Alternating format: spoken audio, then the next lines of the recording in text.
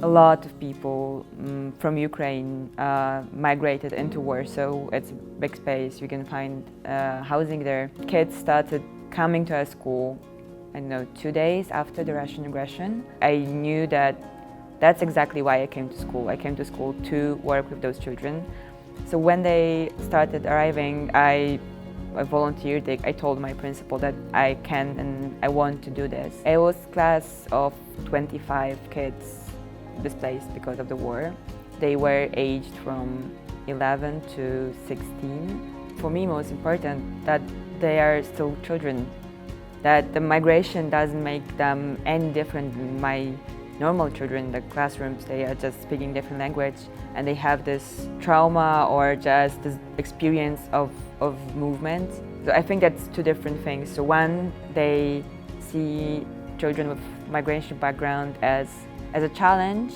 That is a challenge because of the migration, and there is not a place for being child, for playing, for having not liking school. It's totally okay not to like school, to be angry because of the migration, to have all these emotions that maybe don't align with the image of this poor child that had to move homes.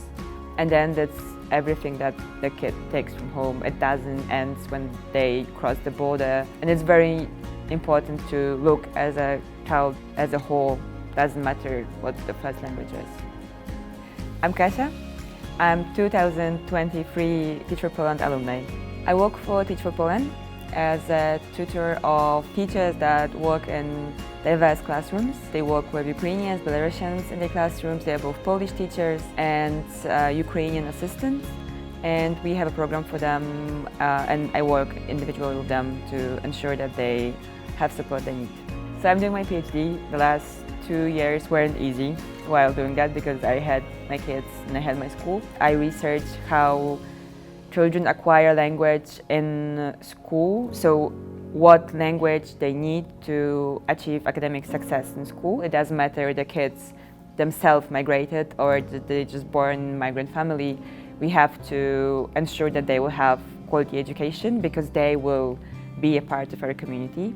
Because I'm a language teacher, how can language be in service of teachers? What can they do? What will be not very difficult, but will ensure that their kids can achieve success. And I want to figure out how to bring Poland closer to the vision that I and Teach for Poland shared, first by research, then by action.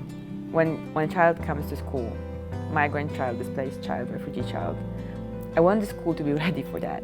I want the school to care about the child, to provide the system of support that will not be activist, foundation made, that will be inside the school already. No panic when the child comes. There's just a new student with new set of skills and new set of needs, and that the school, from the principal, the homeroom teacher, every teacher, they know how they can work with this child, how they can work with its strengths, how can they help them overcome the challenges. From the moment they enter the school, they get full possibilities. So we are sure that when they grow up and they finish school, they feel a part of the community and they want to contribute to it, they want to be a part of it, they want to share their culture. Our schools will not be Poland-centric, that they will have this all diversity that we will and have, that kids will feel secure, they will be safe enough to share who they are, what's their home like, what their religion, traditions, everything that will only bring to our schools more diversity and will create a community that can celebrate that diversity.